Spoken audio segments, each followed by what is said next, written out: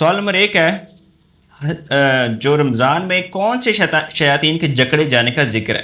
کیا سارے شیاطین جکڑے جاتے ہیں؟ کیا انسان کا نفس بھی ایک شیطان ہے؟ کیا وسوسے ڈالنے والا شیطان بھی رمضان میں جکڑا جاتا ہے؟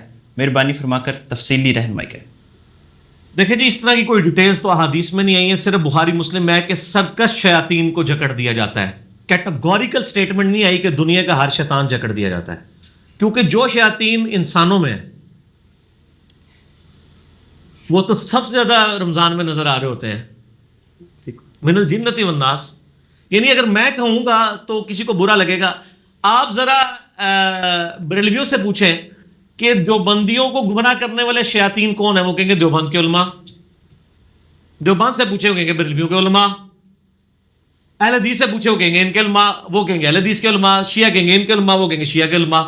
تو یہ جو شیاطین جن کے اوپر کنسنسس ہے سارے مکاتب فکر کا، وہ تو رمضان میں نظر آ رہے ہوتے ہیں، اور ایسے نظر آتے ہیں کہ جناب ویسے تو آپ ان کے قابو نہیں آتے، جمعے کی بھی دوسری اذان میں پہنچ رہے ہوتے ہیں، وہ کہتے ہیں ہوں آئے ہو نا قابو، تو وہ آپ کو اتنے درس دیتے ہیں کہ آپ تنگ آ جائیں، اور خدا نہ خواستہ آپ اعتکاف بیٹھ جائیں، فجر کے بعد درس، ظہر کے بعد درس، عصر کے بعد درس، مغرب کے بعد درس، وہ صرف آپ کو بتایا جا رہا ہوتا ہے، اپنا عمل کرنا خود یہ تو ذرا مشکل کا۔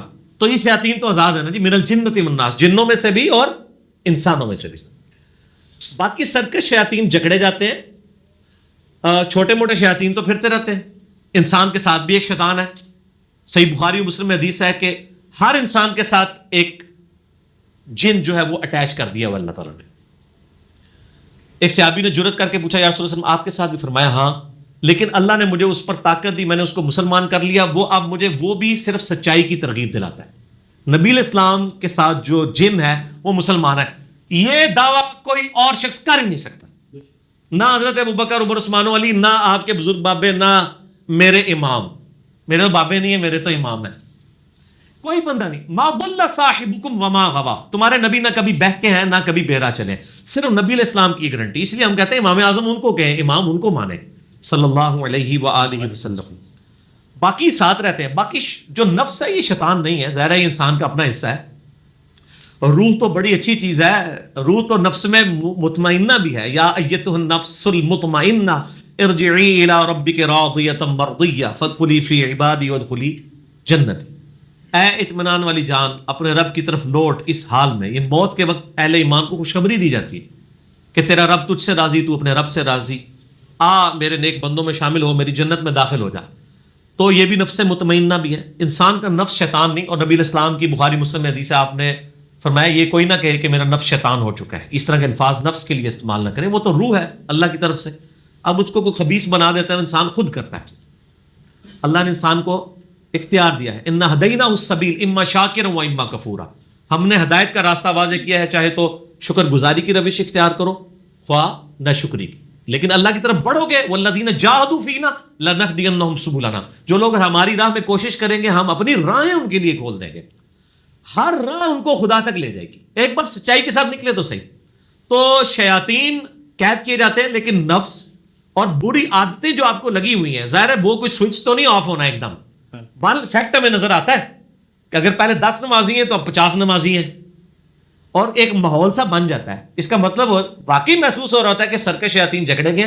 باقی تھوڑا بہت تو ظاہر ہے 11 مہینے تک ایک سائیکل میں پیڈل مارتے رہیں آپ، اس کے بعد پیڈل مارنا چھوڑ بھی دے تو 1 مہینے تک تو وہ چلتی رہے گی نا۔ تو شیطان نے اتنی تھپکیاں دی ہوتی ہیں 11 مہینے تک، تو تھوڑی دیر ہاتھ اٹھا بھی لے تو وہ اپنے زور سے تو چل رہی ہوتی ہے، لیکن اب اس وقت پیڈل کا زور نہیں ہوتا، آپ تھوڑی سی بریکیں لگا لینا تو آپ اس غلط ٹریک سے دوسرے ٹریک کی طرف اپنی گاڑی کو لے کے جا سکتے ہیں۔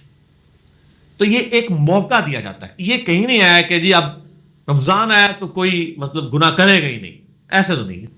رمضان میں بھی، رمضان کی راتوں میں بھی لوگ کتنی کتنی برائیاں کر رہے ہوتے ہیں، ٹھیک ہے نا، ماجگاہ بنی ہوتی ہیں برائیوں کی ایسی، مطلب عید رات آپ دیکھ لیں، بخشش کی رات ہے، اس رات کیا کچھ نہیں ہو رہا ہوتا۔ تو یہ کہیں نہیں آیا کہ سارے شیاطین کر دیے، ٹھیک۔ صحیح ہے بھائی۔ اچھا بھائی، دوسرا سوال ہے اعضاء کی پابند کاری کے بارے میں۔ اسلام میں انسانی اعضاء عطیہ کرنے کے بارے میں کیا احکامات ہیں؟ میں نے مختلف علماء کرام سے سنا ہے کہ اپنے اعضاء عطیہ کرنا ناجائز ہے، کیونکہ ہم ان اعضاء کے مالک ہیں ہی نہیں، لہذا ہم اپنے اعضاء عطیہ نہیں کر سکتے۔ اگر خدا نخواستہ ہمیں اپنی ہی جان بچانے کے لیے انتہائی مجبوری کے تحت کسی دوسرے شخص کے اعضاء لے کر اپنی پیوند کاری کروانا پڑ جائے تو کیا یہ پیوند کاری کرانا شرعی لحاظ سے جائز ہوگی؟ پہلے تو اصول اور مبادی طے کریں نا جی. اعضاء میں سے ایک ایسی چیز ہے جس کے سارے قائل ہو چکے ہیں, وہ ہے خون. صحیح. خون کیمیکلی پروڈیوس تو نہیں ہو سکتا. یہ تو بایولوجی کے دو ہی لا فائنل ہوئے ہیں ابھی تک. ایک تمام لیونگ تھنگس جو ہیں وہ پانی سے بنائی گئی ہیں, اور لیونگ تھنگس صرف لیونگ تھنگس سے ہی بنے گی. خون جو ہے وہ لیونگ تھنگ سے ہی حاصل کیا جا سکتا ہے, آپ اس کو کیمیکلی پروڈیوس نہیں کر سکتے. تو سر خون لگوانے کے تو سارے قائل ہیں, ٹھیک ہے نا. اعضاء پہ تو ہم بعد میں آتے ہیں نا, ہم تو اصول اور مبادی پہ بات کرتے ہیں. اگر یہ کیٹاگوریکل حرام ہے کسی دوسرے شخص کی کوئی چیز حاصل کرنا, تو خون بھی حرام کو ڈکلیئر کرے نا. انہی علماء جنہوں نے فتوے دیے ہیں, جب ان کی بیویاں پریگنینسی سے ہوتی ہیں تو کیا خون کی بوتلیں یہ نہیں ارینج کرتے پھر رہے ہوتے ہیں, کر رہے ہوتے ہیں. یہ آپ کو بتانے کے لیے انہوں نے غلط مسئلے بنائے ہوئے ہیں. ایسا نہیں, اب کنسنسس ہو چکا ہے الحمدللہ, سوائے چند ایک جاہل علماء کے.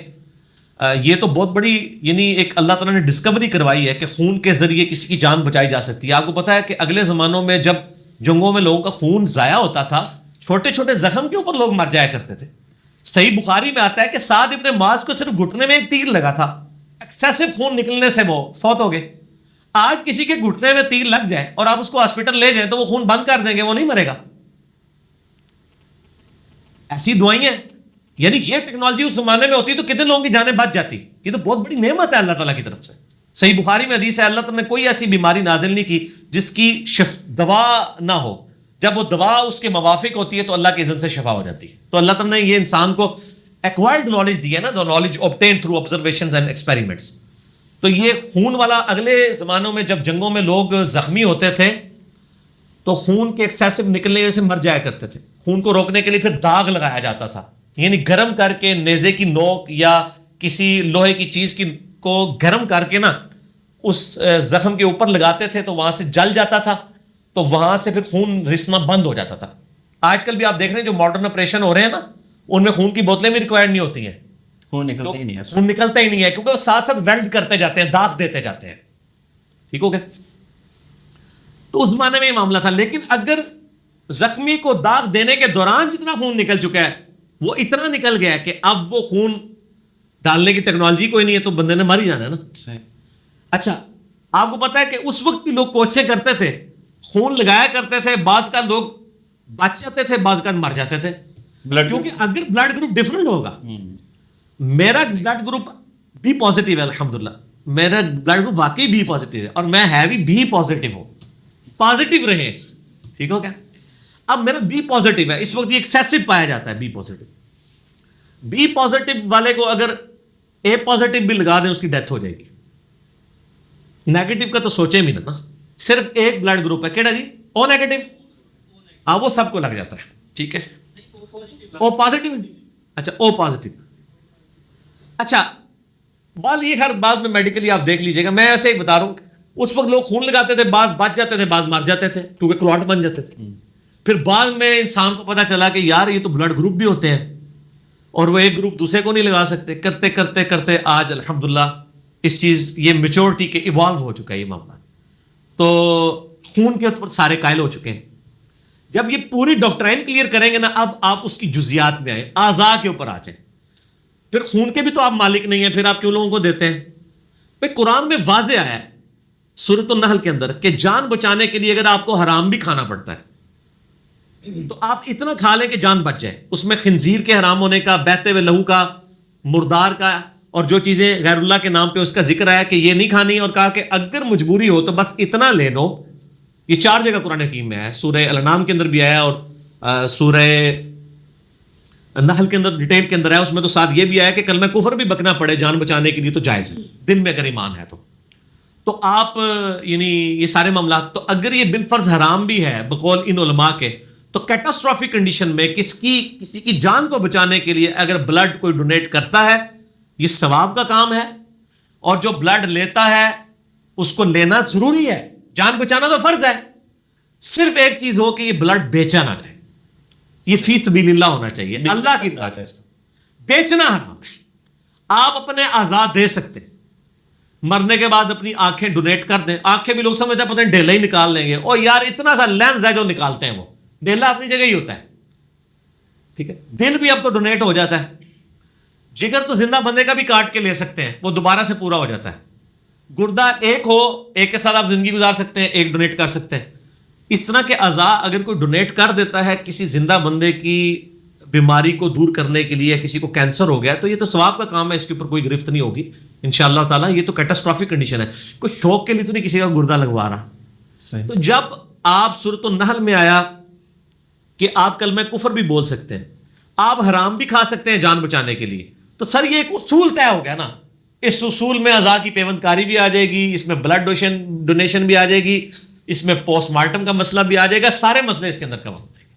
لیکن اس کے لیے تھوڑی سی تعلیم کی ضرورت ہے اور تھوڑے سے کامن سینس کی, but common sense is not so common. اچھا لیکن بھائی اس سے سوال نکلتا ہے کہ جو ایک حدیث ہے کہ اگر آپ نے کسی ایک بندے کی جان بچائی تو اس کا مطلب ہے کہ آپ نے پوری انسان, یہ آیت ہے سورۃ المائدہ کی, جس نے ایک جان کو بچایا اس نے پوری انسانیت کو بچایا, اور جس نے ایک انسان کو قتل کیا اس نے پوری انسانیت کو قتل تو یہ آرگن ڈونیٹ کرنے سے اگر بندہ کسی کی جان بچاتا ہے تو اس کے ایکویلنٹ ہو سکتا ہے. جی ایکویلنٹ ہے, کیوں نہیں ہے. اور صرف یہ جان بچانا نہیں ہے, کسی کی جان آخرت کے عذاب سے بچا لی جائے وہ بھی جان بچانا ہے, جو ہم کام کر رہے ہیں, جو سب سے اعلیٰ درجے کا ہے. دنیا میں تو کسی کی 60 سال کی زندگی آپ نے بچا لی نا, جس کی اربوں سال کی زندگی آپ بچائیں گے, اسے اللہ کا تعارف کروا کے, اس کے پیغمبروں کا اور کتابوں کا تعارف کروا کے, تو اصل جان بچانا تو وہ ہے, ہمیشہ کی ناکامیوں سے بچانا. والآخرۃ خیر وابقیٰ ان ھذا فی الصحف الاولیٰ صحف ابراہیم وموسیٰ. ٹھیک ہو گیا نا. تو ایک جان بچانا وہ بھی ہے. تو آزاد ڈونیشن کے ساتھ ساتھ بخاری مسلم بھی ڈونیٹ کیا کریں, مشکات بھی ڈونیٹ کیا کریں, ہمارے لیکچرز فری میں ڈونیٹ کیا کریں تاکہ لوگوں کی آخرت کی زندگی بچے. نماز عصر کی اذان شروع ہوگی ہے انشاءاللہ, باقی نماز عصر کے وقفے کے بعد انشاءاللہ تعالی. ہاں جی, نماز عصر کے وقفے کے بعد. جی انوار بھائی اگلے کوشچن. بھائی تیسرا سوال ہے کہ کیا عورت عبایا یا دوپٹہ نیچے لگنے سے بیماریاں پھیلتی ہیں؟ یہ شاید عورت کو دوپٹہ یا عبایا نیچے لگنے سے روکنے کے لیے شاید یہ بات کی گئی ہے. میرا خیال ہے یہ شاید کوئی سپرسٹیشیس چیز ہی نہ ہو, جیسے کہتے ہیں وہ کالی بلی آگے سے گزر جائے تو وہ کوئی نوست ہے, یہ کوا بولے تو مہمان آنے کی خبر ہے, جوتی پہ جوتی چڑھی ہو تو کہیں سفر ہے. یہ ساری ہندوانہ چیزیں. اسلام تو یا ریویلڈ نالج کو مانتا ہے, وہی کے علم کو, اس میں تو کہیں ایسی بات نہیں لکھی, یا ایکوائرڈ نالج کو, سائنس کے علم کو, the knowledge obtained through observations and experiments. جب تک علم سائنس یا علم وحی یعنی ریویلڈ نالج اور ایکوائرڈ نالج میں کوئی چیز انڈورس نہ ہونا, اس کو ماننی نہیں چاہیے. باقی میڈیکلی یعنی زمین پہ بالکل گھسٹنے کا اگر معاملہ ہے نا, اگر آپ ظاہر ہے کوئی ایسی گندگی والی جگہ ہے تو ظاہر جراثیم آنے کا اندیشہ تو ہے. باقی یہ ہے کہ ایک ابو داؤد میں کمزور روایت ہے کہ نبی علیہ السلام نے فرمایا کہ عورت کے پاؤں ڈھکے ہونے چاہیے نماز کی حالت میں. وہ کمزور روایت ہے, یہ بعض اہل حدیث بڑا زور لگا رہے ہوتے ہیں, یہ روایت ہی کمزور ہے. شیخ زبیر صاحب نے مشکات میں تحکیم بھی کی ہے. ٹخنوں سے نیچے ہوں, لیکن پاؤں کا ڈھکا ہونا عورت کے لیے نماز کی حالت میں ضروری نہیں ہے, ٹخنوں سے نیچے ہونا ضروری ہے. زمین پہ تو ظاہر ہے کہ نہیں ہونی چاہیے. اور باقی جو عورتوں میں فیشن بھی آ گیا کہ وہ انہوں نے ٹخنوں سے, مردوں کے تو شلواریں ٹخنوں سے اوپر نہیں, یہ عورتوں کی ہو گئی, تو وہ بھی غلط ہے. شاید اس فیشن کو انڈورس کرنے کے لیے ہو, یہ کوئی سپرسٹیشن چیز لگ رہی ہے. اسلام میں کوئی ایسی بات نہیں ہے. اس کا مطلب علی بھائی ایک سوال کا یہ بھی نکلتا ہے کہ جیسے جو مرد حضرات ہیں وہ اپنے پائنچے جو ہیں وہ گھٹنے سے نیچے کریں تو وہ تکبر کی علامت ہے. تو یہ اور جی عبایا جو ہے اگر یہ نیچے گھستی ہے زمین پہ تو کیا اس سے بھی تکبر کوئی نکلتا ہے؟ تکبر تو نہیں ہوتا. ابو داؤد میں صحیح حدیث ہے کہ کچھ عورتوں نے کہا رسول وسلم ہماری چادر لمبی ہے, زمین پہ گھسٹتی ہے, ہمیں شک ہی رہتا ہے ہماری کپڑے ناپاک نہ ہو گئے. آپ فرمایا کہ وہ ناپاکی والی جگہ سے جب تم گزرتی ہو اس کے بعد پاک جگہ بھی کوئی آتی ہے, اس سے مراد گیلی جگہ نہیں, جو شک والی مٹی والی جگہ. ان کا ہاں, تو فرمایا اس سے رگڑ کھا کے وہ پاک ہو جاتی ہے. جیسے جوتی جو اسٹریٹ تلوے والی ہے وہ ناپاک نہیں ہوتی جب تک گیلی جگہ پہ نہ پڑے, گندگی والی جگہ پہ. اگر خشک ناپاک مٹی پہ پڑتی ہے اس کے بعد پاک مٹی پہ پڑی, اس کا تیمم ہو گیا, وہ پاک ہو گئی. تو نبی علیہ السلام نے ان عورتوں نے کہا ہمیں اجازت دیں ہم ذرا اس کو زیادہ اونچا کر لیں, تو آپ نے اجازت نہیں دی. آپ فرمایا کہ اسی طریقے سے پروسیڈ کرو اس کو. یعنی عورت کے لیے پسندیدہ یہ ہے کہ اس کی یعنی کپڑا جو ہے وہ ٹخنوں سے نیچے ہونا چاہیے. باقی بہت گھسٹنا اس میں پھر کپڑا پھٹ بھی سکتا ہے نا جی, اگر وہ والا معاملہ ہو تو اس سے تو بچنے میں. لیکن یہ تو نہیں کہ ٹخنوں سے اوپر چڑھا لیں, ٹخنوں اور آپ کی ایڑیوں کے درمیان رکھیں. ٹھیک ہو گیا؟ ٹھیک ہو گیا. ارے بھائی کیا کتا ناپاک جانور ہے؟ کیا اس کو ہاتھ لگانا جائز ہے؟ اور ہاتھ لگانے کے بعد اگر پاکی حاصل کرنی ہو تو اس کا کوئی خاص طریقہ ہے؟ ساتھ اس میں یہ بھی ایڈ کر لیں کہ کتے اور بلیوں کا جو خرید و فروخت ہے وہ جائز ہے یا ناجائز؟ اس میں یہ ہے کہ جی دیکھیں, یہ کتا ہے نا جی, اس کی جو تھوک ہے نا وہ ناپاک ہے. کتا فی نفسی اس کے ہاتھ لگانے سے ہاتھ ناپاک نہیں ہوتے ہیں. ہاں وہ کسی برتن میں منہ مار دے تو بخاری میں آتا ہے 7 دفعہ اس کو دھویا جائے, وہ جراثیم کی وجہ سے یہ سارا چیز. باقی فی نفسی اگر اس سے کپڑوں سے چھو جائے کتا تو ناپاک نہیں ہوتا. باقی گھر میں آپ گھر کی باؤنڈری کے باہر حفاظت کے لیے رکھ سکتے ہیں. وہ تو آج کل ماڈرن کتے آ گئے ہیں, سی سی ٹی وی کیمرے. آپ کا کتا تو ایک گولی میں مارا جائے گا, سی سی ٹی وی کیمرہ تو ایک ایک چیز نوٹ کر کے رکھے گا. آپ وہ والے کتے پالیں نا, سی سی ٹی وی کیمرہ لگوائیں. تو باقی یہ کتے اجازت نہیں ہے. بخاری مسلم میں حدیث ہے کہ رحمت کے فرشتے نہیں آتے. شکار کے لیے رکھا ہو یا حفاظت کے لیے, وہ بھی گھر کی باؤنڈری کے باہر, تو وہ جائز ہے, رکھ سکتے ہیں. اسلام کو کوئی کتے سے چڑ نہیں ہے کہ اس کو مطلب اللہ تعالیٰ کہتا ہے کہ مار ہی دیا جائے کتوں کو, ایسا نہیں ہے.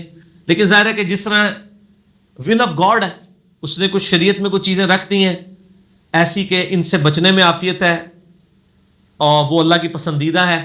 جو ناپسندیدہ چیزیں وہ بھی اللہ کی بنائی ہوئی ہیں. آزمائش اسی وقت ہوگی جب پسندیدہ اور ناپسندیدہ چیزیں دونوں ہوں. خنزیر بھی اللہ کی مخلوق ہے, ایسا نہیں ہے کہ وہ اللہ تعالیٰ کو نفرت ہے خنزیر کے ساتھ, اللہ نے پیدا کیا ہے, ٹھیک ہے نا جی. تو اس میں کوئی ایسا ایشو نہیں ہے. کتا اگر یعنی جسم کو ویسے چھو جائے تو کوئی ناپاک نہیں. ہاں اگر گیلا کتا ہو اور گیلا بھی وہ کہیں پیشاب کی وجہ سے گندگی وجہ سے گیلا ہوا ہو, پھر ادروائز کوئی اس کا گیلا ہونا بھی کوئی مضر نہیں ہے. بلی جو ہے نا جی, اس کے تھوک کے بارے میں نہیں آیا کہ وہ ناپاک ہے, حالانکہ بلی خود حلال جانور نہیں ہے. لیکن یہ چونکہ پالتو جانوروں میں آتا ہے, اس کی اجازت دی گئی ہے. پالتو جانور میں جتنے حلال جانور ہیں نا, گدھا اگرچہ حلال نہیں ہے لیکن پالتو جانور ہے, گدھے کا تھوک ناپاک نہیں ہے. گھوڑا تو ویسے ہی پاک ہے. بکری, گائے, بھینس, جتنے پاکیزہ جن کا ہم گوشت کھاتے ہیں ان کے تھوک بھی پاک ہے. اور پالتو جانور جن کا گوشت نہیں بھی کھاتے, گوشت حرام ہے, وہ پیورلی پالتو جانور ہیں, ان کی تھوک کو حرام نہیں کراتی ہے. ٹھیک ہو گیا جی.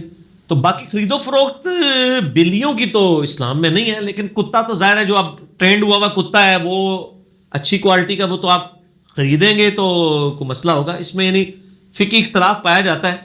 تو ظاہر ہے ایک بندے نے اگر ایفرٹ پٹ کر کے کوئی کتا کہیں سے پکڑا ہے اور وہ اس کو بیچتا ہے, اس کو ایز اے کاروبار نہ اڈاپٹ کیا جائے. اس کی یعنی اسلام میں اس کو پسند نہیں کیا گیا. ٹھیک ہے. باقی آپ کتے کے اوپر ایک پورا چیپٹر مشکات میں وہ پڑھ لیں, اتنا سادہ ٹاپک نہیں ہے. کچھ گاندھی صاحب کو بھی دیکھ لیں. ٹھیک. اچھا علی بھائی, میت جب کوئی فوت ہوتا ہے تو میت کے پاس بیٹھنے کا کوئی سنت طریقہ بھی ہے, کوئی مخصوص طریقہ کہ اس طرح بیٹھنا چاہیے یا یہ کرنا چاہیے؟ کوئی سنت طریقہ تو نہیں آیا. آپ کے انڈیا پاکستان کے تو کافی سارے طریقے ہیں, وہ تو آپ کو مجھے بھی پتہ ہے.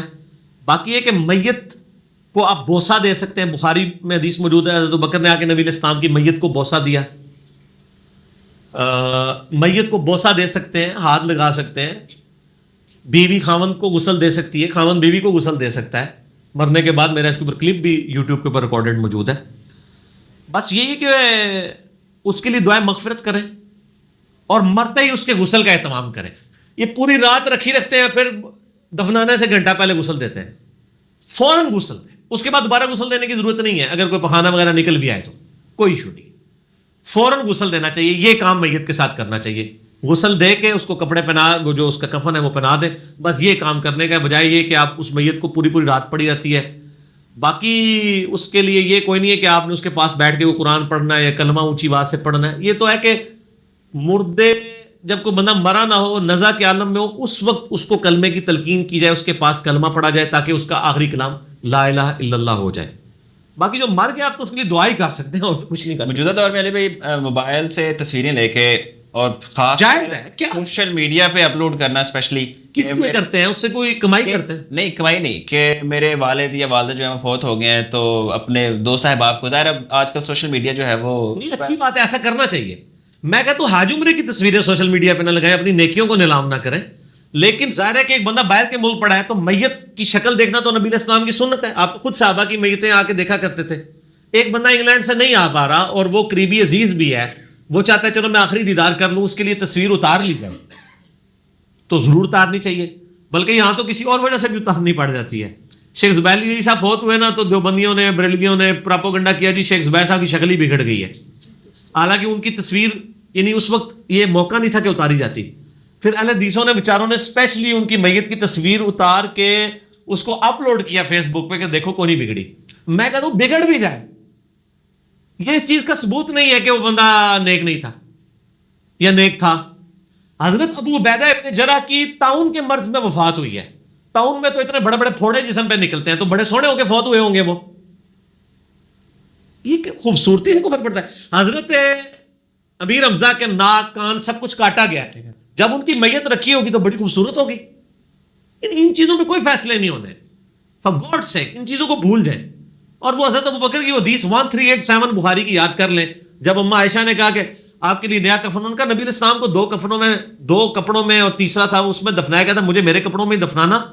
اور یہ جو نیا کپڑا ہے یہ تو زندہ بندے کی ضرورت ہے, مردہ بندے کے لیے تو کپڑا جو وہ پیپ اور گل سڑ نہیں ہے.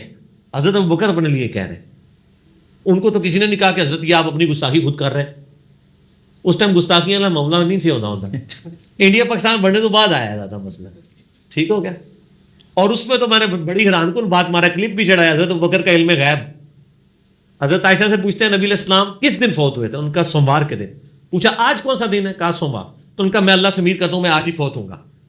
1387 بخاری کی حدیث ہے. حضرت عائشہ کہتی ہیں حضرت ابوبکر اس دن نہیں فوت ہوئے, منگل کا بھی فوت نہیں ہوئے, منگل کی رات کو فوت ہوئے. تو حضرت ابوبکر کو دل میں غیب کوئی نہیں تھا, تو بزرگ بابے نتے ہے. صحابہ کرام کو تو عذاب قبر بھی نظر نہیں آتا تھا, تو بزرگوں کو شل قبور ہوتا ہے. بخاری مسلم میں حدیث ہے, نبی علیہ السلام گزر رہے تھے, 2 قبر والوں کے پاس رک کے فرمایا ان کو عذاب ہو رہا ہے. پوچھے حضرت صلی اللہ علیہ وسلم آپ کیوں رکے, کہا عذاب ہو رہا ہے ان کو. ایک چگلی کھاتا تھا, ایک پیشاب کے چھینٹوں سے نہیں بچتا تھا, ایک ٹانی توڑ کے اس کے 2 ٹکڑے کر کے فرمایا جب تک یہ ہری رہیں گی ان کے عذاب میں تخفیف ہوگی. تو حضرت ابوبکر عمر عثمان علی تو حضور کے ساتھ تھے, نظر نہیں آیا. اور مسلم شریف کے الفاظ ہیں میں نے اللہ سے دعا کا ارادہ کیا کہ دعا کروں کہ عذاب قبر تمہیں دکھا دے, پھر مجھے ڈر ہوا کہ تم اپنے مردوں کو دفنانا چھوڑ دو گے, تو میں نے دعا ہی نہیں کی. دکھانے صرف سنوانے سے, تو صحابہ کو تو سنوایا بھی نہیں گیا. تھی آج ساڑھے بزرگ نے قبر دے اندر ویکھ لیندے نے. تو آپ کے بزرگوں پہ ہم ٹیسٹ پیش کرتے ہیں, اندر نہ دیکھیں سر. ہم اپنا میکینیکل انجینئرنگ کا فارمولہ لکھ کے دیتے ہیں, تو سارے بزرگ مرے ہوئے زندہ وہ فارمولہ پڑھ کے دس دیں. یہ نہیں کہہ رہے کہ وہ فارمولہ سمجھا دیں, نو نو نو نو نو نو, ایڈی بڑی بےزتی تو نہیں کرنی نا. صرف بتا دیں لکھا کیا ہوا ہے, جو دل کے حال جان لیتے ہیں. اور یہ تو خدا سکھاتا ہے, تو خدا کو تو میکینیکل انجینئرنگ آتی ہے نا, مشین ڈیزائن آتی ہے نا. لو کتابیں سارے بزرگوں کو پڑھاؤ. ٹھیک. اگلا سوال ہے کہ موبائل کال پہ وائس بھی ہو یا ویڈیو, اس پہ نکاح پڑھایا جا سکتا ہے؟ جی پڑھایا جا سکتا ہے, اگر غرر نہ ہو, دھوکہ نہ ہو, واقعی بندہ وہ بیٹھا ہوا ہو, یعنی اعتباری لوگ بیٹھے ہوں. ویسے تو عورت کی موجودگی ضروری نہیں ہے, عورت بے شک آسٹریلیا بیٹھی ہے, اس کا باپ ہے, وہ وکیل ہے, وہ اپنی بچی کا نکاح کر سکتا ہے. ٹھیک ہو گیا. فون تو اس سے بہت اعلیٰ درجے کی چیز ہے, اس میں تو فزیکلی سامنے بھی کوئی آ جاتا ہے. اصل چیز ہے غرر اور دھوکہ نہیں ہونا چاہیے. دونوں طرف کی پارٹیاں اوریجنل ہوں تو بے شک کرائیں, نکاح آن لائن کرائیں, بے شک کریں, کوئی حرج نہیں, سب کا اتفاق ہے. دھوکہ نہیں ہونا چاہیے, وہ تو سامنے بھی دھوکہ ہوگا تو نکاح نہیں ہوگا. صحیح ہے. جوتے پہ پاؤں رکھ کے نماز ادا کرنا کیسا ہے؟ جوتے پہن کے تو ہمیں پتہ ہے کہ نماز ہو جاتی ہے, لیکن جوتے رکھ کے اس کے اوپر پیر رکھے, وہ اس لیے رکھا جاتا ہے جس طرح نبی علیہ السلام نے تو اذان جو ہے وہ لا الہ الا اللہ پہ ختم کر دی تھی. انڈیا پاکستان والے وہ اسپیکر بند کرنے سے پہلے کیا پڑھتے ہیں؟ محمد رسول اللہ پڑھتے ہیں نا. وہ یہ بتانا چاہتے ہیں کہ نبی علیہ السلام آدھی اذان بتا گئے تھے, ہم نے مکمل کر دی. یہ بدعت جاری کی نا. نبی علیہ السلام جوتی میں پاؤں داخل کر کے نماز پڑھ لیا کرتے تھے, لیکن کلین والی مسجد میں نہیں جہاں مٹی ہونی چاہیے. بخاری میں حدیث موجود ہے, میں جواب مکمل بولنا نہیں کسی نے بیچ میں.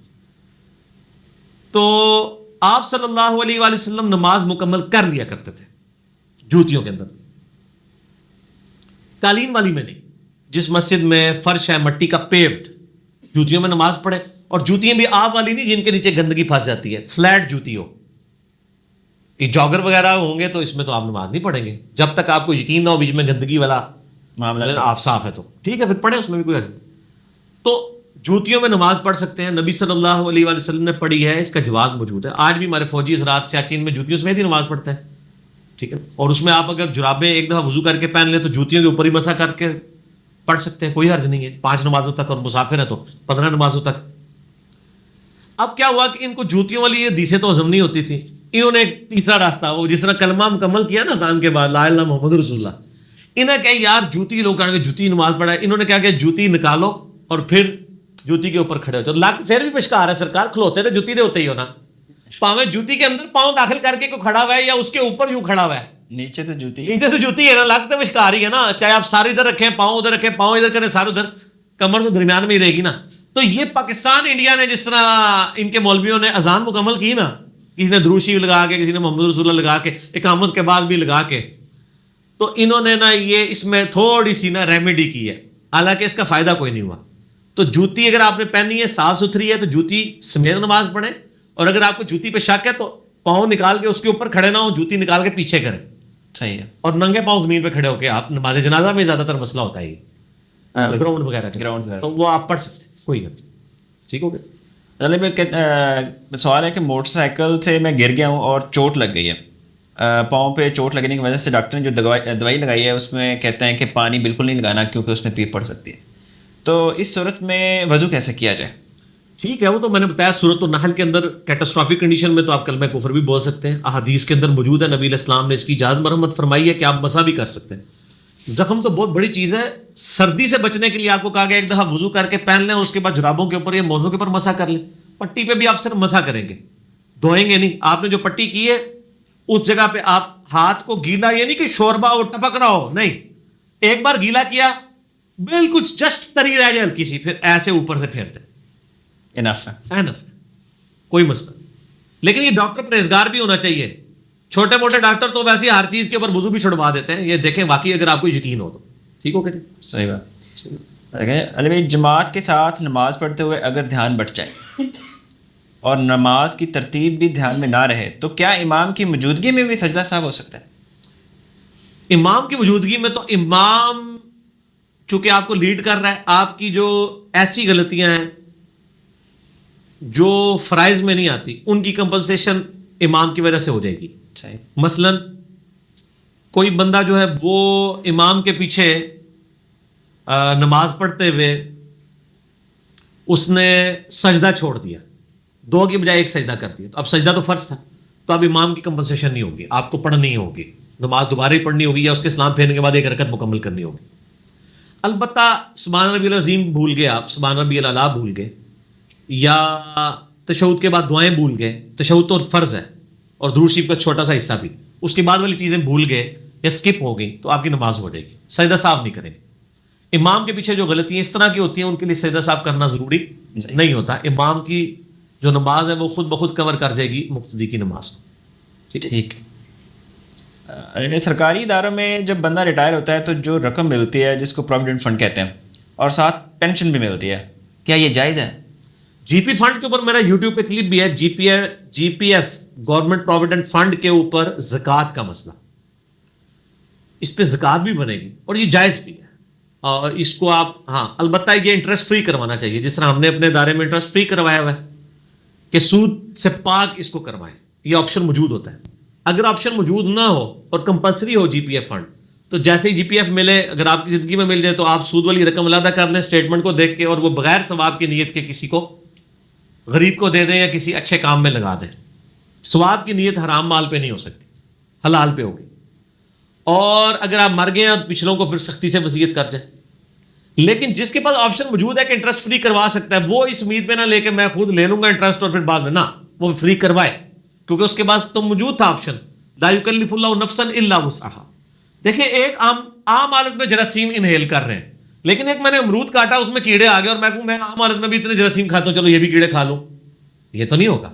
جو چیز آپ کے اختیار میں ہے اس کے بارے میں آپ سے پوچھا جائے گا, جو اختیار میں نہیں ہے ظاہر ہے امید ہے اللہ تعالیٰ معاف کر. اور زکوٰۃ کب دینی ہوگی؟ جب پروویڈنٹ فنڈ جب آپ کے ہاتھ میں آ جائے نا اور آپ اس کے مالک ہو جائیں, اس کے بعد آپ اس کی زکوٰۃ. سالانہ کے بارے میں بھی میرا تو موقف اس میں یہی ہے کہ آپ کیلکولیٹ کرتے رہیں, کیونکہ آپ مالک تو ہیں بھارت, لیکن بعض علماء کہتے ہیں مالک آپ اس وقت ہوں گے جب آپ کو ڈلیور ہوگا. ٹھیک ہے نا. تو اس میں احتیاط تو یہ ہے کہ آپ سال کے اعتبار سے جتنی ہر سال ایڈ ہوتی رہی اس کے اعتبار سے دیتے جائیں, اور اگر آپ اینڈ پہ بھی مالک ہونے کے بعد بھی 1 سال کی نکال لیں اور پچھلوں کی نہ نکالیں تو اجتہادی مسئلہ, اس میں کوئی گرفت نہیں ہوگی. نہیں, زکوٰۃ نہیں کاٹتی, پروویڈنٹ فنڈ میں سے نہیں زکوٰۃ کٹتی سر. اگر کٹتی ہے تو بہت اچھی بات ہے, لیکن وہاں بھی لوگ لکھ کے دیتے تھے میری نہ کاٹیں. اچھا چلو, اگر گورنمنٹ کاٹ لیتی ہے تو پھر بہت اچھی بات, تو مسئلہ ہی ہے نا. جب ایک مرد جس کی اولاد ہے اور وہ کسی اور خاتون سے شادی کرتا ہے کہ اس کی اپنی بھی اولاد ہو, ٹھیک ہے, تو کیا نکاح کے بعد دونوں کے جو بچے ہیں وہ آپس میں نامحرم ہوں گے یا ان کی بچے تو نامحرم رہیں گے, لیکن بچے ماں باپ کے لیے محرم ہو جائیں گے اور ہمیشہ کے لیے ہو جائیں گے. اور ان اس کی عورت کی جو پچھلے خامن سے اولاد ہے نا، یہ نیا خامن ان کا ہمیشہ کے لیے باپ بن جائے گا، چاہے یہ طلاق بھی اس کو دے دے، اور اس کے بچوں کی وہ ماں بن جائے گی ہمیشہ کے لیے۔ اب رہا مسئلہ ان کے بچوں کا آپس میں رشتہ، تو ہو سکتا ہے کیونکہ دونوں کے باپ مختلف ہیں، جب باپ مختلف ہیں تو آپس میں رشتے ہو سکتے ہیں، کیوں نہیں ہو سکتے؟ یہ تو ہاں جی، باپ مختلف، باپ یا ماں میں سے کوئی ایک چیز بھی کامن ہو جائے نا، پھر رشتہ نہیں ہو سکتا، بہن بھائی بن جائے گے۔ ان کے اس میں باپ مختلف ہے اور ماں تو ویسے ہی مختلف ہے نا، ادھر سے ماں، تو یہ دونوں چیزیں شامل ہیں، ماں باپ دونوں کے مختلف ہیں، ٹھیک ہو؟ اگر ماں کامن ہو جاتی نا، وہ والی ماں جس سے وہ پیدا ہوئے ہوئے، ایک تو یہ والی ماں ہے، یہ والا معاملہ ڈفرینٹ ہے، ماں یہ بھی ہے، لیکن اس ماں کی وجہ سے وہ والا حرمت کا رشتہ اس کی اولاد کے ساتھ قائم نہیں ہوگا۔ ٹھیک ہے، نفل یا فرض نماز میں قرآن پاک دیکھ کے پڑھ سکتے ہیں؟ پڑھ سکتے ہیں، میرا یوٹیوب کے اوپر ایک کلپ بھی رکھا ہوا ہے، کیا تراویح میں قرآن حکیم ہاتھ میں پکڑ کے آپ پڑھ یا سن سکتے ہیں۔ سید عائشہ کے بارے میں صحیح بخاری میں آتا ہے، ان کا غلام مصحف دیکھ کے ان کو قیام اللیل کروایا کرتا تھا۔ مصنف ابن ابی شیبہ میں کئی آثار ہیں کہ صحابہ کے سامعین بھی اٹھاتے تھے قرآن، اور وہ خود بھی اٹھا کے امامت بھی کروا لیا کرتے تھے، یہ جائز ہے، لیکن جب حافظ قرآن موجود ہو تو بہتر ہے کہ وہی کریں، جواز کی حد تک، جواز تک ٹھیک ہے۔ آپ ایون آپ موبائل سے بھی پڑھ سکتے ہیں، لیکن اس کو ایئر فلائٹ موڈ میں لگا دیں، اے نہ نال میسج بھی چیک کرتے جاؤ، اے نہیں ہونا چاہیے، کام چپ کے رکھا ہوئے۔ اگر بیوی بیمار ہو یا کوئی اور ایسی ایمرجنسی ہو کہ چھوٹے 6-7 ماہ کے بچے کو اکیلا نہیں چھوڑا جا سکتا، تو نماز کے ٹائم میں اس کو گود میں اٹھا کے نماز ادا کی جا سکتی ہے؟ کریں، سنت ہے، نبی علیہ السلام نے امامہ اپنی جو نواسی تھی اس کو اٹھا کے، صحیح بخاری میں آتا ہے، نماز پڑھا کرتے تھے، اور یعنی یہ سنت ہے۔ پھر سن نسائی میں مسند احمد میں آتا ہے کہ حسن و حسین تو آپ کی پیٹھ پہ بھی چڑھ جایا کرتے تھے نماز کی حالت کے دوران، ٹھیک ہے نا، اور نبی علیہ السلام ان کے لیے سجدہ بھی لمبا کر دیا کرتے تھے۔ تو یہ امامہ کے بارے میں صحیح بخاری میں آتا ہے کہ نماز میں آپ نے ان کو اٹھا کے نماز ادا کی۔ تو چھوٹے بچوں کو اٹھا سکتے ہیں، لیکن پیمپر وغیرہ ان کو باندھ لیں گے نا کہ کوئی اور ایشو بن جائے بعد میں، صحیح ہے، یہ بھی ہوتا ہے مسئلہ۔ بات فقہ حنفی کا مسئلہ ہے کہ آپ کتے کو اٹھا کے نماز پڑھ سکتے ہیں، اپنے بچے کو اٹھا کے نہیں نماز پڑھ سکتے۔ ہاں، اور وہ صرف یہ کہتے ہیں کہ تھوڑی مہربانی کریں کہ منہ نہ مار دے آپ کو، منہ چونکہ تھوک نہ پا کے منہ اس کا جو ہے، اچھا منہ ہے تو یہ پرانے بزرگ بول گئے نا کہ منہ تے بن لیا جو پیشاب کر دیتے، نہ میں معافی میں ہوں مسلم، علمی کتاب، یہ علمی گل ہے۔ اچھا بزرگ منہ بندے لے کے پیمپر نہ بھول گئے جائے، ساڈا بچہ ہے تو پہلے کہ جی بابا اس کو پیمپر بنایا جائے پہلے کتے کو، ٹھیک ہے، انہوں نے پتا ہے پیمپر ضروری چیز، تھوڑے بزرگوں کو تو اتنا نالج بھی نہیں سی جیسے ساڈے آج کل کے بچوں کو ہے۔ دیکھیں منہ باندھنے کا تو فقہ حنفی میں لکھا ہے کہ آپ کتا اگر اٹھا کے نماز پڑھ رہے ہیں اپنا تو منہ باندھ لیں، تو پیمپر نہیں اس کو باندھنا، وہ پیشاب کر دے گا۔ اپنے بنائے ہوئے مسئلوں میں یہ بھائی اے گلاں تانوں ایتھے لبڑیاں نے صاحب، یہ بزرگاں کو نہیں ہوندیاں، وہ جیڑی مرضی اٹھایا ہے، بس اٹھانا ثابت ہو گیا نا۔ صحیح ہے، وہ تو فرض نماز ہی تھی نا جس میں حسن و حسین تھے، کیونکہ اس میں تو موجود ہے کہ نبی علیہ السلام امامت کروا رہے تھے اور اتنا لمبا سجدہ کر دیا کہ ہمیں گمان ہوا کہ آپ کی روح پرواز کر گئی ہے، وہ تو فرض نماز تھی نا، ٹھیک ہو گیا جی۔ اگلے 2 سوال مولانا طارق جمیل صاحب کے بارے میں ہے۔ مولانا طارق جمیل صاحب کا ایک بیان ہے کہ روز قیامت اللہ تعالیٰ سارے فرشتوں کو بھی مار دے گا، کیا یہ بات درست ہے؟ لاجیکلی درست لگتی ہے، کل نفس ذائقۃ الموت ہے، اور پھر اس میں اللہ تعالیٰ فرماتا ہے نا سورہ غافر میں، جسے سورہ مومن بھی کہتے ہیں، لمن الملک اليوم، پھر اللہ خود ہی جواب دے گا للہ الواحد القہار، کوئی جواب دینے والا نہیں ہوگا، کوئی فرشتہ بھی نہیں ہوگا۔ یقیناً یہ ٹھیک ہے کہ ہر ذی روح کو موت آئے گی، ایک وقت ایسا آئے گا کہ صرف اللہ ہوگا، باقی ساری مخلوقات ختم ہو چکی ہے قیامت سے پہلے، قیامت سے پہلے، یہ قیامت یعنی قیامت قائم ہونے سے پہلے، ایک تو قیامت آنا ہے نا جسے الساعہ کہا جاتا ہے، ایک پھر حساب و کتاب والی قیامت ہے، اس سے پہلے جو وقفہ ہے یعنی وہ آخری دفعے سے پہلے کا جس میں لوگ زندہ کیے جائیں گے، زندہ کیے جانے سے پہلے۔ ہاں لاجیکل ہے یار، طارق جمیل صاحب کی ساری باتیں غلط نہیں ہوتی۔ چلے انڈورسمنٹ مل گئی۔ طارق جمیل صاحب کا دوسرا بیان ہے کہ بیوی جو ہے وہ شوہر کے زخموں کی پیپ پی کے بھی اس کا شکر ادا نہیں کر سکتی۔ نہیں، پیپ نہ پیے، یہ حدیث ہے صحیح ابن حبان کے اندر، بعض محدثین اسے صحیح درجے کی بھی کہتے ہیں، حسن درجے تک، کہ نبی علیہ السلام فرمایا کہ عورت کا خاوند کا عورت پہ اتنا حق ہے کہ اگر اس کے پورے جسم میں زخم ہو اور پیپ رستی ہو اور اس کو چاٹے تب بھی اس کا حق نہیں. یہ نہیں کہا حضور نے کہ چاٹنا شروع کر دو. یہ وہی ہے جو ابو داؤد اور ابن ماجہ میں حدیث ہے کہ اگر میں سجدہ جائز سمجھتا تو بیویوں سے کہتا کہ خامدوں کو سجدہ کرے اس حق کے سبب جو اللہ نے ان کو دیا. یہ صرف سمجھانے کے لیے, صحیح ہے, یہ کرنا نہیں ہے, انڈرسٹینڈنگ کلیئر کرنے مطلب ایک بات کی گئی, ایک انٹینسٹی بتائی گئی ہے. اس کا یہ مطلب نہیں ہے کہ کسی خامد کو زخم ہے تو وہ بیوی کو کہے چاٹ, نہیں, کوئی ضروری نہیں ہے. ٹھیک ہوگا نا, یہ بس ایک سمجھانے کے لیے. طارق جمیل صاحب جو ہے نا وہ بیویوں کے حقوق بہت بیان کرتے ہیں اور بہوؤں کے, ساسوں کے نہیں کرتے. اس کے پیچھے لاجک ہے, کیونکہ زیادہ لوگوں سے تو دشمنی نہیں لی جا سکتی نا. بوئیں دنیا میں زیادہ ہیں, ایک ساس کی 4-5 بوئیں ہوں گی, کئی ایسی بوئیں جن کی ساسیں ہی مری ہوئی ہیں. تو اوور آل اگر آپ کیلکولیشن کریں گے نا تو دنیا میں اگر 1 کروڑ بوئیں ہوں گی نا تو ساسیں شاید چند لاکھ ہوں. تو چند لاکھوں کی دشمنی تو مول لی جا سکتی ہے کروڑوں کی طرح. اس لیے آپ دیکھیں کبھی ساس کے حقوق نہیں وہ بیان کریں گے.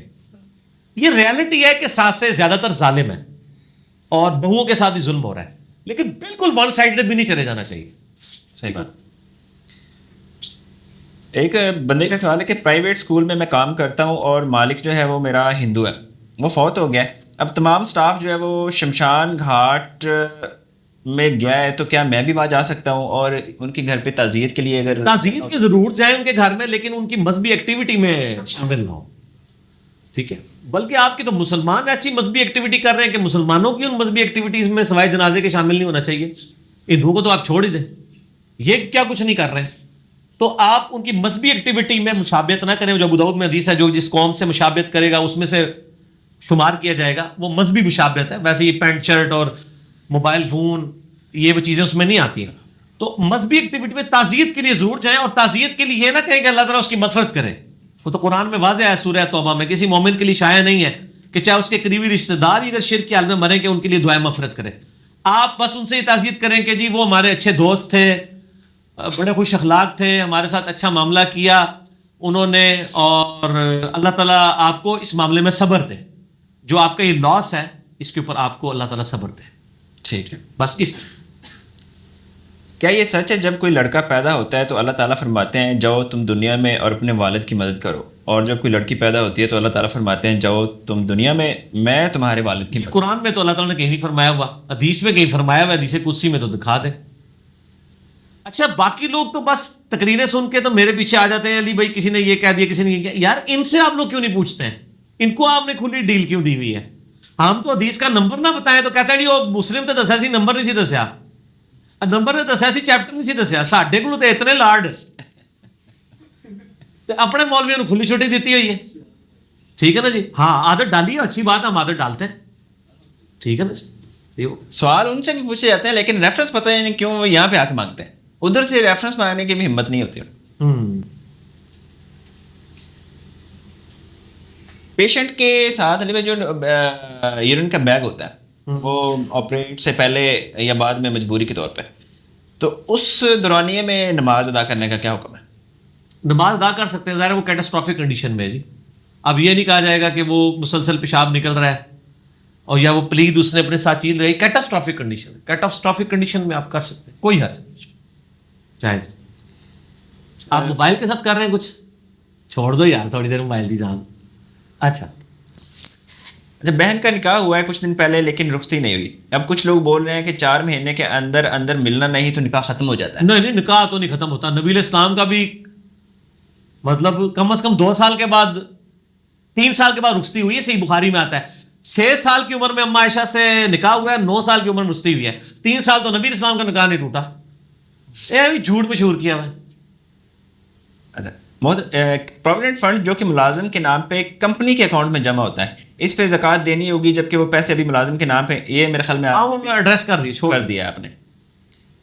نفل نماز کس وقت پڑھی جا سکتی ہے, کوئی مخصوص ٹائم اس کا نفل نماز کا؟ سب سے افضل نفل نماز تو وہ ہیں جو 12 سنتیں موقع ہیں.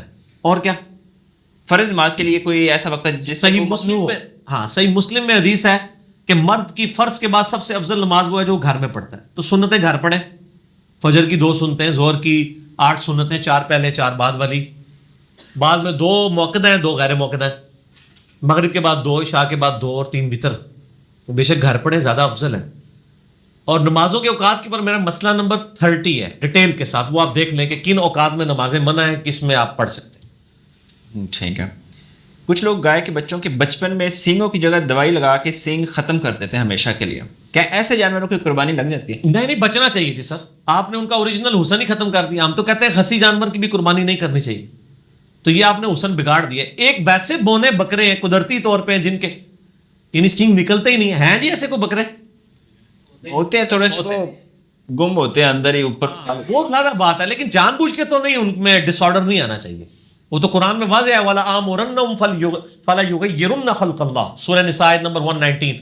شیطان کہتا ہے میں ان کو ابھاروں گا کہ تیری بنائی ہوئی تخلیق کو بدلیں گے. تو اللہ کی تخلیق, تو سینگ تو بڑی خوبصورتی ہے یار جانوروں کی, ختم نہیں کرنے چاہیے. تو ایسے جانور نہ لیں, چھوڑ دیں. دوران نماز اگر کیا آ جائے تو نماز جاری رکھنی چاہیے یا نہیں؟ کیا نماز کہاں سے جاری رکھی جا سکتی ہے جی, کیا آنے سے کہاں جاری رہے گی؟ نہیں, وہ کہ آتی ہے تو ابھی منہ میں ہی ہوتی ہے, تو بندہ کہے کہ نہیں میں نے مینج کر لیا ہے تو نماز کمپلیٹ کر. وہ کیا ہے نا کہ ڈکار کہیں نا اس کو, نہیں پانی منہ میں آ جاتا ہے میدے کا منہ. سر وہ ڈکار ہے نا, کیا کا لفظ اس کے لیے تو نہیں بولا جاتا, ہلکا سا ڈکار ہے, آیا اور واپس چلا گیا. یہ تو نہیں ہے کہ آپ 4 رکعتوں تک منہ میں سنبھال کے رکھیں گے تو نماز تو کے پڑھو گے, تو وہ تو نماز آپ فوراً توڑیں. وہ تو ابو داؤد میں حدیث واضح موجود ہے, آپ پیچھے چلے اور صرف نماز ہی ٹوٹے گی کہ وضو بھی ٹوٹ جائے؟ کیسے وضو نہیں ٹوٹتا جی, فقہ حنفی کے نزدیک ٹوٹ جاتا ہے, کتاب و سنت میں نہیں ٹوٹتا. اور کیا روزہ کی حالت میں بلڈ دیا جا سکتا ہے؟ بلڈ دیا جا سکتا ہے اگر آپ کے بے ہوش ہو جانے کا خدشہ نہ ہو. میں نے رمضان شریف کے سارے احکام و مسائل مسئلہ number 53 A B C D میں یہ ساری باتیں بتائی ہیں, احادیث بتائی ہیں ابو داؤد سے, بخاری سے, سنن دارمی سے, کہ آپ نبی علیہ السلام نے پچنے بھی لگوائے ہیں روزے کی حالت میں. اس میں تو خون ڈونیٹ کر رہے ہوتے ہیں نا, آپ نکال لیتے ہیں. خون ڈالنے سے تو ٹوٹ جائے گا ظاہر ہے, وہ جسم میں کوئی چیز, صحیح بخاری میں ہے ابن عباس کا قول, جسم میں چیز داخل کرنے سے تو روزہ ٹوٹ جائے گا. ٹھیک ہے. نمک سے روزہ افطار کرنے کی کوئی حدیث یہ ہے؟ حدیث تو نہیں, بزرگ فرماتے ہیں. حدیث تو کھجور کے بارے میں اور پانی کے بارے میں. اگر کوئی پرندہ یا جانور مر جائے تو اس کو مٹی میں دفن کرنا چاہیے یا ویسے بھی پھینک دے تو کوئی ایشو نہیں ہے؟ بہتر تو ہے دفن کر دیں تاکہ تعفن نہ پھیلے. اگر آپ کا پالتو تھا تو آپ اس کو ریگارڈ کریں کہ اس کو آپ, ویسے اللہ تعالیٰ نے قدرتی طور پہ گدیں رکھ دی ہیں نا صفائی کرنے کے لیے, مردار جانور کے آ لیے, جاتا ہے. لیکن اب نہیں ہے وہ. آپ کو پتہ ہے انڈیا پاکستان سے تو گدیں ختم ہو گئی ہیں. آپ دیکھیں مردار پڑا رہتا ہے گد, دیکھیے آپ میں سے کسی نے پچھلے 5-7 سالوں میں لائیو تو کوئی ختم ہو گئی نا گد, سر ختم ہو گئی ہے. ڈسکوری چینل پہ پورا پروگرام انڈیا والوں نے باقاعدہ کروڑوں روپے لگا کے تحقیق کرائی ہے, تو پریشان ہو گئے کہ گد اتنی بڑی نعمت ہے, یہ مردار خور ہے. وہاں پارسی جو ہے وہ اوپر بہت بڑی بلڈنگیں بنا کے نا اس میں اپنی لاشیں پھینک دیتے ہیں, گدیں وہاں سے کھاتی تھی ان کی لاشیں, اب وہ تعفن پھیلتا ہے, وہ کھاتی نہیں ہے. تو انہوں نے پھر کہا کہ جی تحقیق کراؤ, گد نظر نہیں آ رہی. تو پتہ چلا, یہ آج سے میں 15 سال پہلے کی بات کر رہا ہوں, ہم بچپن میں ہم نے گدیں دیکھتے تھے, ہم نہیں اب دیکھتے, چیلے کوے نظر آتے. وہ ادھر ایک بکریوں کو ایسا ٹیکا لگایا جاتا تھا کہ جب وہ بکری مرتی تھی جس نے زندگی میں ایک دفعہ بھی وہ ٹیکا لگوایا ہے, اس کا گوشت کھانے والی گد کے گردے فیل ہو جاتے تھے. اس کی وجہ سے گدیں انڈیا پاکستان سے ختم ہو گئی ہیں, اور یہ بڑی مصیبت بن گئی ہے ہمارے لیے, کیونکہ اب یہ مردار خور ہیں تو یہ صفائی تو ہو ہی نہیں رہی ہے. پھر انہوں نے باقاعدہ بلایا, وہ ٹیکے پہ بندی لگی, اب پاکستان میں بھی بندی ہے, لیکن گدیں تو واپس نہیں آ سکتی الا کہ ان کو اب صحیح طریقے سے پالا جائے, ان کو پروموٹ کیا جائے. تو وہ قدرتی صفائی کا نظام ختم ہو گیا. میں چائنا گیا 2004 میں, بیجنگ میں تقریباً 1-1.5 ہفتے رہا, میں نے مکھی نہیں وہاں دیکھی. ایسی دوائیاں انہوں نے کی ہیں کہ مکھیاں ماری گئی ہیں. جاپان کے اندر شہد کی مکھیاں مر گئی ہیں, ان کو آپ مر گئے ہیں بیچارے, مصیبت پڑ گئی ہے. اب وہ شہد کی مکھیوں کے پاؤں کے ساتھ جو پولن ٹریول کرتے تھے نا, اب ان بیچاروں نے اپنے ہاتھوں میں وہ پر جانوروں کے پکڑے ہوئے ہیں, اور وہ پولن لے کے ایک ایک پھول پہ خود لگاتے ہیں بندے چڑھ کے, پھر اس میں سیب بنتے ہیں. پہ مصیبت گئی ہے. نیچرل کام ہے. ہاں, جب آپ نیچرل آرڈر کو ڈس آرڈر کریں گے تو آپ پھر بھگتیں گے اس چیز کو, بڑی مصیبت کھڑی ہو جاتی ہے. یہ گدیں بھی بہت بڑی نعمت ہیں جو اب ختم ہو چکی ہیں. ختم ہو چکے ہیں. ایک ہی سفر, بزرگوں کی دعائیں کام نہیں آئی ہیں, ختم ہو گئی ہیں. ایک ہی سفر میں زیادہ سے زیادہ کتنے عمرے کیے جا سکتے ہیں, اور کوئی یہ سنت ہے یا اس میں کوئی ممانعت؟ ایک سفر میں ایک ہی عمرہ جی, منع ہے. ایک سفر میں ایک ہی عمرہ نبی علیہ السلام سے ثابت ہے. حج تمتع کریں, حج قران کریں, ایک سے زیادہ نہیں کر سکتے. اس کے لیے پھر یا دوبارہ میقات پہ جائیں, اتنی فٹیک کاٹنی کسی نے کاٹے, ویسے اجازت نہیں ہے کہ آپ اس طریقے سے یہ کام کریں. حج میں بھی ایک ہی عمرہ کرنا ہوتا ہے. اگر آپ مدینہ شریف سے واپس آ رہے ہیں وہ تو سفر ہی نیا ہو گیا نا. صحیح ہے. تو آپ پھر وہ بیر علی پہ سیدنا علی کے نام پہ ایک کنواں بنا ہوا ہے, وہاں پہ آپ احرام وہ باندھتے ہیں, ساری گاڑیاں وہاں کھڑی کرتے ہیں, پھر آپ آگے دوبارہ کر لیں. وہ تو میقات کراس کر جاتے ہیں نا. یہ جو حضرت عائشہ والی مسجد جو ہے وہ وہاں پہ جا کے بار بار جا کے وہ ٹنڈے کروا رہے ہوتے ہیں, پھر دوبارہ بار بار احرام باندھ رہے ہوتے ہیں, یہ تو بدعت ہے, سب کے نزدیک بدعت ہے, میرے نزدیک نہیں, سب کے نزدیک. ٹھیک ہو گیا؟ ٹھیک ہے.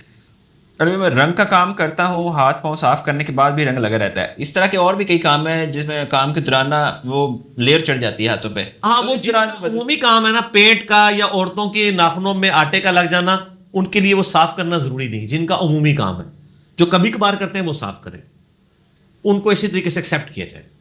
ٹھیک ہے. کیا عورت اپنے شوہر کی اجازت کے بغیر گھر کی کوئی چیز اپنے والدین کو یا کسی کو بھی دے سکتی ہے؟ نہیں دے سکتی, وہ اس کی مالک ہی نہیں ہے, کیسے دے سکتی؟ اجازت لے کے دے. ہاں, اگر کوئی عورت خود جاب کرتی ہے اور وہ اس کی اپنی سیونگ ہے, وہ بے شک دیتی. صحیح. کیا نبیوں میں سے کسی نبی نے یا کسی صحابی نے اپنی بیوی کو طلاق دی تھی؟ یار یہ جو کیا کرنا ہے, صحابہ میں تو بکثرت دی ہیں طلاقیں, وہ تو احادیث موجود ہیں. نبی علیہ السلام نے ارادہ کیا تھا, دی نہیں, ٹھیک, تو اس سے کیا نکلے گا؟ طلاق جائز ہے. ابو داؤد ترمذی میں حدیث ہے کہ اللہ تعالیٰ کو حلال چیزوں میں سب سے زیادہ ناپسند طلاق ہے. اگر حلال اس لیے کہ کبھی بعض کا واقعی جینون ضرورت پڑ گئی. ٹھیک ہو؟ ٹھیک ہے. جو ماں باپ اپنے چھوٹے بچوں کو روزہ رکھواتے ہیں اور بچے اپنا روزہ مکمل نہیں کر پاتے, تو کیا ماں باپ کو کوئی گناہ نہیں ہوگا؟ بچوں پہ روزہ ہے ہی نہیں, ان کا توڑنا گناہ ہے ہی نہیں ہے. ظاہر اسی طریقے سے کبھی وہ آدھا روزہ رکھیں گے, کبھی پونا رکھیں گے, پریکٹس کروائیں گے تو آہستہ آہستہ وہ رکھنا تو چاہیے. کیا پورا رکھنے سے پھر ثواب بھی نہیں ہوگا؟ پورا رکھنے سے تو ثواب ہوگا, ظاہر ہے, کیوں نہیں ہوگا؟ وہ تو آپ نے ایک اچیومنٹ کر لی نا. یہ اسی طریقے سے تہجد کے اگر کوئی 8 نفل پڑھے تو اس کو ثواب ہوگا, اگر کوئی نہیں پڑھتا تو اس کو گناہ تو نہیں ہوگا. بچوں پہ تو فرض ہے ہی نہیں ہے روزہ. ٹھیک ہے. حافظ قرآن کے ماں باپ بغیر حساب جنت میں جائیں گے, یہ حدیث ٹھیک ہے؟ حافظ کی 7 پشتے جو ہیں وہ بخشی جائیں گی, اس طرح کی باتیں جو اللہ کرے جی, اتنا سوکھا کام ہو گئے. 7 پوچھتا خام کھائی. حافظ قرآن کی فضیلت میرا یوٹیوب پہ کلپ ہے, وہ آپ دیکھ لیں. یہ کہیں نہیں کہ بخشے جائیں گے, وہ یہ کہ ان کے ماں باپ کو تاج پہنایا جائے گا. ابو داؤد میں, مسند حاکم میں موجود ہے. لیکن وہ ہے کہ جس نے قرآن کے حلال کو حلال, حرام کو حرام سمجھا, اس طرح کا حافظ اگر آپ کو کوئی مل جائے مجھے بھی بتا دیجیے گا, آپ اس سے دعا کروا لیں گے جا کے. آج کل تو حافظ نے جو کام چک کے رکھ دینے نا, چھوڑ دو. ہاں, کیا اعتکاف 10 دن سے زیادہ 20 یا پورے 1 مہینے 1 مہینے ہے؟ صحیح بخاری میں نبی علیہ السلام 1 مہینہ بھی آپ نے اعتکاف کیا ہے. 10 دن تو کم از کم ہے, پورے 30 دن کریں, گھر والوں کو بھی چھٹی دیں, خود بھی سکون سے کھائے پیئیں, مسجد میں رہیں. بس صرف ایک مولوی تقریریں بار بار سننی ہے, بیٹھیے نا, باقی تو اور کوئی مسئلہ نہیں. سب سے مشکل رہو. جو شخص خود روزہ نہیں رکھتا لیکن روزہ دار کو روزہ افطار کراتا ہے, تو کیا اس کو ثواب ملے گا؟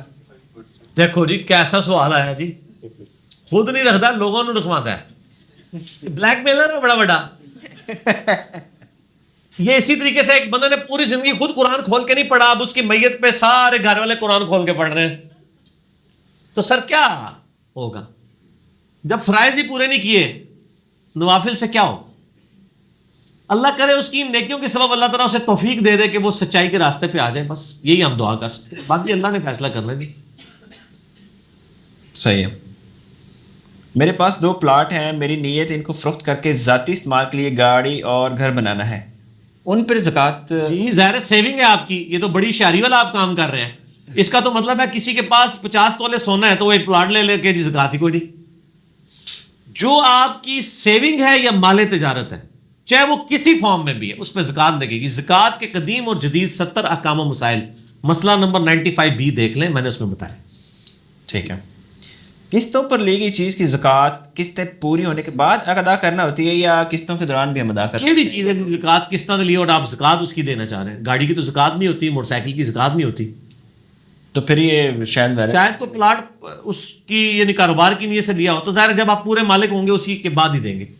اور اس میں آپ کیلکولیشن یہ کر لیں کہ جتنے % آپ مالک ہو چکے ہیں, جتنی آپ نے اس کی پیمنٹ دے دی ہوئی ہے, اتنی کی زکوٰۃ ساتھ ساتھ نکالتے تھے. ظاہر وہ آپ کی سیونگ ہے. کیا عورت جو ہے وہ گھر پہ اعتکاف کر سکتی ہے؟ جائز ہے جی. آج کے دور میں تو میں کہتا ہوں اجتہاداً گھر ہی پہ ہی اعتکاف کرنا چاہیے. مسجد میں تو CCTV کیمرے لگے ہوئے ہیں, تو یہ مولوی بہت خطرناک ہے. بالکل اجازت نہ دیں عورتوں کے مسجد میں اعتکاف بیٹھے، کوئی اعتبار نہیں. میں آپ کو بتاؤں بہت خطرناک ہے.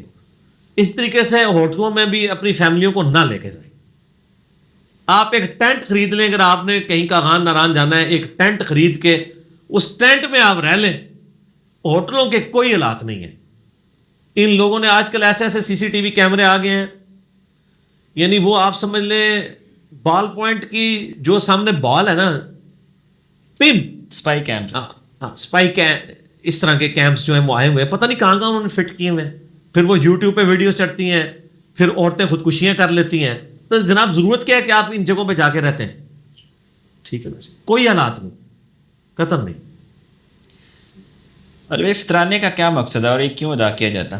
یہ بھی میں نے مسئلہ 53D جو رمضان المبارک والا ہے اس میں نے بتایا تھا کہ صحیح بخاری میں آتا ہے کہ فطرانہ نبی علیہ السلام نے روزہ دار کی جو چھوٹی موٹی غلطیاں ہوتی ہیں، فوش کلامی کہیں ہو جاتی ہے یا کوئی اور غلطیاں، ان کی کمپنسیشن کے لیے رکھ دیا ہے.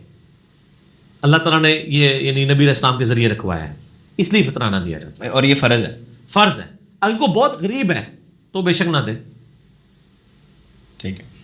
کیا مسجد کی چھت یا بیسمنٹ جو کہ خالی ہے پر دکانیں بنا کر کرائے پر دی جا سکتی ہیں اور ان کا کرایہ مسجد کے اخراجات پورا کرنے کے لیے استعمال ہوگا؟ مسجد کے اخراجات کے لیے ضرور استعمال کریں، اپنے للے تللے کے لیے نہ کرنا شروع کر دیں. یہاں تو یہی ہوتا ہے کہ وہ دکانیں چڑھا کے تو ان کی گاڑیوں میں پیٹرول ڈل رہا ہوتا ہے اور ان کے معاملات چل رہے ہوتے ہیں. مسجد کے لیے جائز ہے. یہ کون شریف آدمی سوال کر رہا ہے؟ یہ تو اس پہ تو اجماع ہے، ساروں نے اپنے مدرسوں کے نیچے دکانیں ڈالی ہوئی ہیں. اور یہ اگر آپ کا خوف نہ رکھتے ہو تو مسجد کو بھی 5 نماز ٹائم کے علاوہ بھی کرائے کے اوپر دے دیں. کو ڈرے جے یہ تو کاروبار بنایا ہوا ہے انہوں نے مسجدوں کا.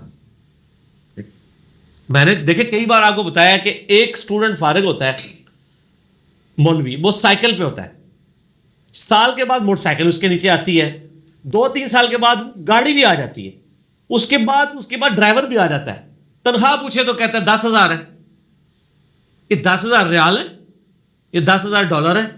ریال ہی ہو سکتا ہے. کہاں سے آ رہے ہیں سر؟ ریال بھی ہو تب بھی نہیں رکھ سکتے، ڈالر ہو تو پھر بھی آپ صرف سوچ سکتے ہیں.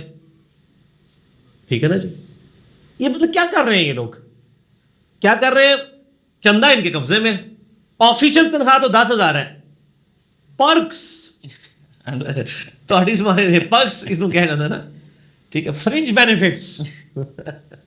یہ فرنج جڑیاں نا، یہ جدوں پتہ لگے گا. اللہ تعالیٰ فتنوں سے بچائے. کیا کہ اگلا سوال شاید عمران خان کے عمرے پہ ہے. کیا حج اور عمرہ جو ہے وہ حرام کی حالت میں جراب پہنی جا سکتی ہیں؟ عمران خان صاحب نے پہنی ہوئی تھی، انہوں نے عمرہ کیا تھا، جرابیں پہنے ہوئے تھے. اور یہ سوال ہے کہ نہیں، وہ احرام بھی اس وقت باندھا ہوا تھا جب جراب احرام باندھا ہوا تھا اور نیچے جرابیں پہنی ہوئی. جراب پہن سکتے ہیں لیکن ٹخنے ننگے ہونے چاہیے. ٹخنوں سے نیچے جراب پہن سکتے ہیں، اگر وہ چھوٹی جراب جو جس میں صرف ٹخنے ننگے ہو، پیر ہی کور ہو. صحیح بخاری میں ہے کہ نبی علیہ السلام فرمایا کہ اگر کوئی موزے پہننا چاہ رہا ہے نا احرام کی حالت میں تو وہ صحیح بخاری میں وہ اس کو کاٹ لے کے ٹخنے ننگے ہو جائے. اب یہ نہیں پتا وہ جراب پہنی ہوئی تھی انہوں نے یا ان کے پاؤں میں کوئی زخم تھا. میں نے دیکھا تھا سوشل میڈیا پہ کہ جراب ان کی جو ہے نا وہ خود ہی آ سکتے ہیں. ہم تو دونوں طرف رکھ لیتے ہیں نا، ان کے محبین ناراض ہی نہ ہو جائیں گے. تو ہمیں تو ان کے اس عمرے پہ بھی اعتراض ہے جو انہوں نے کروڑوں روپے کا کیا ہے. ہم تو کہتے ہیں کہ ہاں وہ ضرورت نہیں ہے. ایک ایسے لیڈر کو جو بات کرتا ہو نیلسن منڈیلا کی اور باقی لوگوں کی، اس کو زیب نہیں دیتا کہ اتنا مہنگا چاہے اپنے پیسے پہ ہی کریں. 1.5 کروڑ میں کتنے لوگوں کے ساتھ معاملات اور نیکی کے ہو سکتے تھے. سادہ عمرہ کریں، اکانومی کلاس میں آپ ٹریول کریں. جب مثالیں تو علی جناح کی دیتے ہیں لیکن آپ دیکھیں وہ پبلک ٹرانسپورٹ میں بھی سفر کر لیا کرتے تھے. ٹھیک ہے. احرام کی حالت میں جو ارکان ادا کیے جاتے ہیں حج کے لیے، اس میں جو ایک کندھا ننگا رکھنا پڑتا ہے وہ ضروری ہے یا ضروری ہے؟ پہلے 3 چکروں میں رمل بھی ضروری ہے اور کندھا ننگا رکھنا بھی ضروری ہے.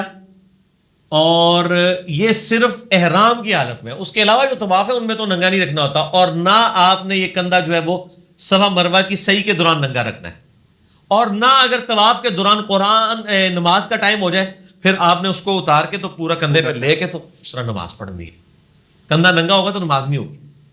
صرف چکر کے دوران، وہ بھی احرام والے، عام طواف میں نہیں. ٹھیک ہے. کیا لڑکا اور لڑکی کسی مسجد کے امام یا کورٹ میں جا کر بغیر گواہ اور پیپرز کے نکاح کر سکتے ہیں؟ نہیں کر سکتے جی، ولی کی اجازت کے بغیر نکاح نہیں ہو سکتا. لڑکی نہیں کر سکتی، لڑکا کر سکتا ہے. اگر لڑکی کے والد کی اجازت ہے اور وہ کہتا ہے لڑکے کو جاؤ کورٹ میرج کر لو، میری اجازت ہے، تو کر سکتا ہے. یہ سنگلز کے لیے ہے یا میرڈ جو ہے آلریڈی؟ ہاں مطلب کہ جو مرد کے لیے تو چلے ٹھیک ہے، وہ شادی شدہ اس نے دوسری شادی کرنی ہے، لیکن کوئی وڈو ہے مطلب اس کا یا ہاں جو بیوہ عورت ہے نا، اس میں تو صحیح بخاری میں حدیث ہے کہ بیوہ اپنی خود حقدار ہے، اس کے لیے ولی کی اجازت نہیں ہے. یہ کماری لڑکی کے لیے. ٹھیک. حج کیا اجتماعی عبادت ہے یا انفرادی؟ کس حوالے سے یہ پوچھ رہے ہیں؟ یہ حوالہ انہوں نے ساتھ. ہاں یہ میں سمجھ گیا. وہ یہ کہنا چاہ رہے ہوں گے کہ جس طرح ہم فرض نماز اجتماعی کر رہے ہوتے ہیں امام کے پیچھے، اس اعتبار سے تو حج جو ہے وہ انفرادی عبادت ہے. کیونکہ یہاں پہ جب اہل حدیث کہتے ہیں نا بریلویوں کو کہ یار آپ لوگ تو کہتے ہیں امام کعبہ کے پیچھے نماز نہیں ہوتی تو آپ حج ان کے پیچھے کرتے ہو، تو وہ کہتے ہیں حج تو انفرادی عبادت ہے. یہ سامنے ہی پتہ ہے، کیونکہ نہ میں وہابی نہ میں بابی، میں ہوں مسلم علمی کتابی. تو وہ کہتے ہیں وہ تو ادھر خطبہ حج کا دیتا ہے. وہ حج کا خطبہ کون سنتا ہے؟ مسجد نمرہ میں 15-20 ہزار بندہ ہوتا ہے، وہاں 30 لاکھ بندہ ہوتا ہے. مسجد نمرہ دیکھتا بھی کوئی نہیں ہے حاجی، بہت کام لوگ ہیں. تو انفرادی عبادت ہی، اجتماعی تو نہیں ہے سارے. میں نے کسی مولوی صاحب سے سنا ہے کہ ہاتھ اور پاؤں کے ناخن کاٹ کر ان کو سفید کپڑے میں ڈال کر مٹی میں دفن کر دیں اور سفید کپڑے کو کفن تصور کریں، اس سے جو بیماری ہوگی انشاءاللہ ختم ہوگی. تو یہ بیماری تو پہلے مولاناؤں کی ختم کی جائے نا، جو حق پرستی جنہوں نے یعنی حق چھپایا ہوا ہے.